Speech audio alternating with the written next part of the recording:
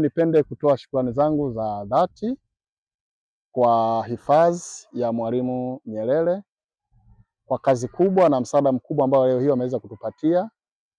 Kwa kuanzia, wameweza kutuletea idadi ya miche 100 ya aina mbalimbali ili tuweze kupanda kwenye eneo letu kwa sababu kuu mbalimbali kama vile kuhifadhi eneo la shule liweze kuwa na miti, lakini vivuli kwa ajili ya wanafunzi, lakini pia kuweza kuleta mandhari njema kwenye shule yetu.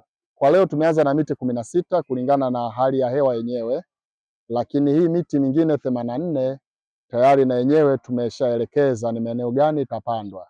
Leo tumeshiriki zoezi zima la upandaji wa miti katika shule ya sekondari ya Kimajimoto.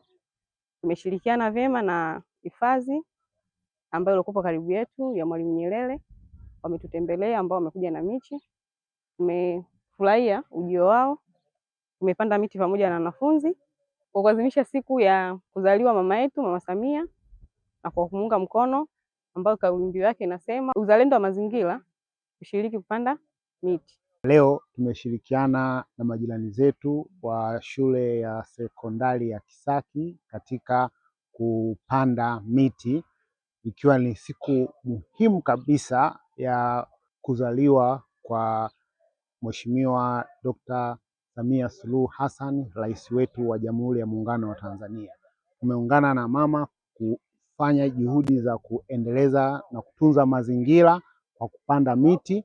Tunajua kabisa kwamba miti ni uhai, na tukiwa na miti mazingira yetu yataweza kupata mvua za kutosha, na mvua za kutosha zitatuwezesha sisi kupata chakula cha kutosha.